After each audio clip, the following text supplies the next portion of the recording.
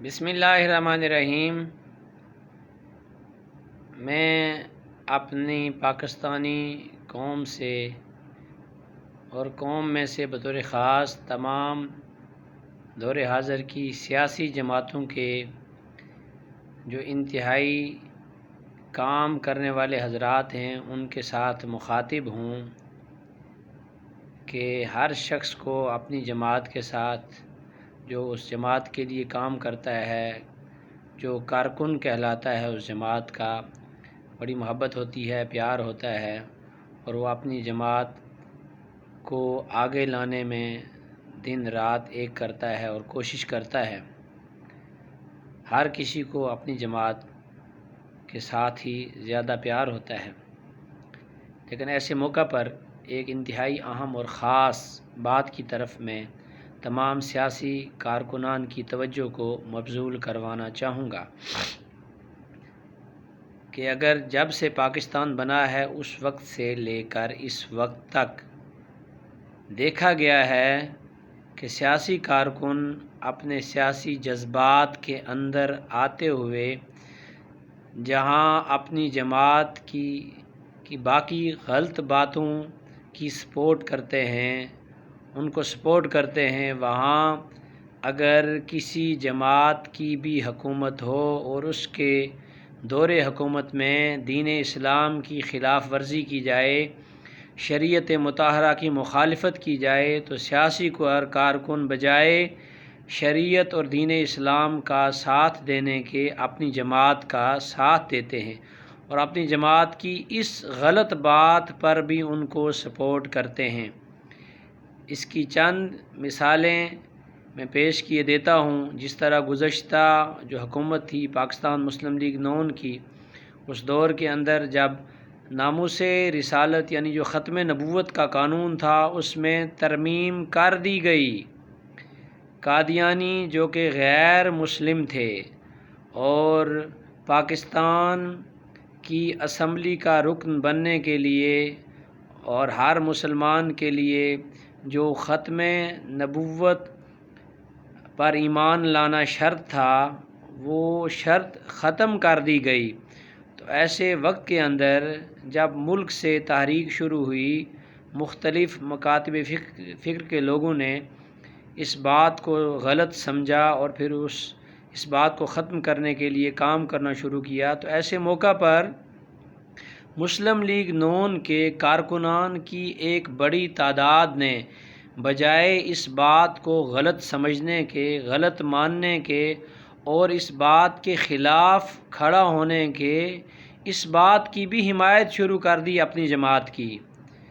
اور یہ یاد رہے تو پھر انہوں نے کوئی بھی اس طرح کی اس قانون کے حوالے سے کوئی ایسی پوسٹ آتی میڈیا پر یا اس کے رد میں آتی تو مسلم لیگ نون کے کارکنان کی ایک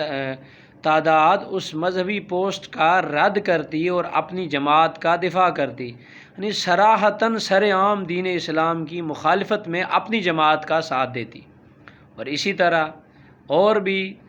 اس دور کے اندر دین اسلام کی مخالفت میں کام ہوئے تو انہوں نے برابر اپنی ان جو خاص قسم کے کارکن تھے اپنی جماعت کا ساتھ دیا۔ اور اسی طرح اب اس دور کے اندر دیکھ لیں،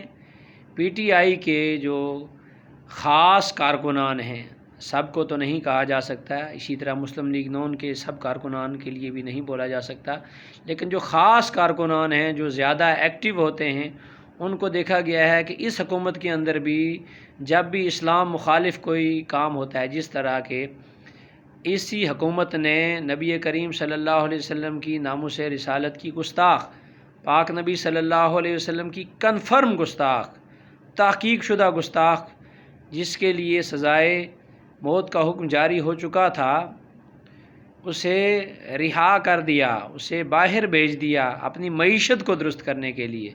تو پی ٹی آئی کے ان کارکنان نے بجائے اس بات کی مذمت کرنے کے، بجائے اپنی حکومت کی، اپنی جماعت کی اس بات کی مخالفت کرنے کے اور دین اسلام کا ساتھ دینے کے،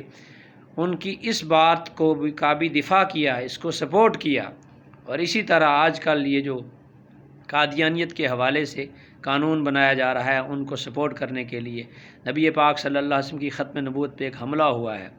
اور اس حملے میں بھی دیکھا گیا سوشل میڈیا پر اب کارکنان بجائے اس حملے کی مذمت کرنے کے، دین اسلام کا ساتھ دینے کے، نبی پاک صلی اللہ علیہ وسلم کے ساتھ اپنی محبت کا اظہار کرنے کے اپنی جماعت کو سپورٹ کر رہے ہیں۔ پھر اس سے پہلی حکومتوں کو دیکھ لیں، پیپلز پارٹی کی حکومت رہی یا دیگر جو مارشل لا ایڈمنسٹریٹر رہے یا باقی جو سربراہان رہے، یہ تو حوالے کے لیے تھوڑے سے ماضی قریب کے یا اس وقت حال کا میں نے نمونہ پیش کیا ہے۔ ان کی حکومتوں میں بھی جب کوئی دین اسلام کی مخالفت کی گئی تو ان کی جماعت کے کارکنان کی ایک خاص تعداد بجائے ان دین اسلام کے خلاف شکوں کے اٹھنے کے، انہوں نے دین اسلام کے خلاف اٹھنے والی ان باتوں کا بھی دفاع کیا، اپنی حکومت کا، اپنی جماعت کا۔ تو لہٰذا ایسے موقع پر تمام سیاسی جماعت کے ان کارکنان سے میری بطور خاص یہ گزارش ہے کہ اگر کوئی بھی جماعت ہے، اس کے ساتھ آپ کی عقیدت ہے، اپنی محبت ہے، تو دین اسلام کے ساتھ نہ ٹکرنے والا جو بھی کام ہے، آپ اپنی جماعت کی حمایت کرتے ہیں، اپنی جماعت کے ساتھ کھڑے ہیں، تو یہ آپ کا اپنا حق ہے، اپنا رائٹ ہے۔ لیکن اگر کسی کی بھی جماعت ہو، کسی دور کے اندر ہو، اور وہ دین اسلام کی مخالفت میں کوئی کام کرے، ناموس رسالت کے ساتھ ٹکرانے والا کام کرے، رسول اللہ صلی اللہ علیہ وسلم کی عزت پر حملہ کرنے کی سپورٹ میں کوئی کام کرے، دین اسلام کے کسی قانون کو بدلنے کے لیے کوئی کام کرے، تو ایسے میں ان کارکنان کو اپنی جماعت کا ساتھ نہیں دینا چاہیے، نہ ہی اپنی جماعت کی ان کاموں کے اندر حمایت کرنی چاہیے، کیونکہ انہوں نے جماعت کی محبت یا جماعت کی رکنیت کا فارم بعد میں بھرا ہے، جماعت کے رکن وہ بعد میں بنے ہیں۔ پہلا ان کا عہد اللہ تعالیٰ کے ساتھ لا الہ الا اللہ محمد الرسول اللہ کا ہے۔ وہ عہد ان سے یہ تقاضا کرتا ہے کہ جب بھی اس کلمے کے متعلق یعنی دین اسلام کی کسی بات کی کوئی مخالفت کی جائے تو اس کلمے کے ساتھ کھڑا ہونا ہے، اس کلمے کا دفاع کرنا ہے، دین اسلام کی بات کا دفاع کرنا ہے۔ یہ پہلا عہد ہے، باقی عہد سارے اس کے بعد ہیں، باقی کسی جماعت کا رکن بننا اس کے بعد ہے، کسی جماعت سے محبت اس کے بعد ہے۔ تو یہ کہہ دیا جاتا ہے ہم مسلمان ہیں، ہم اللہ کو ماننے والے ہیں، ہم نبی صلی اللہ علیہ وسلم کو ماننے والے ہیں، ہم قرآن کو ماننے والے ہیں، زبانی کلامی یہ باتیں تو کہہ دیتے ہیں، لیکن جب پریکٹیکلی طور پہ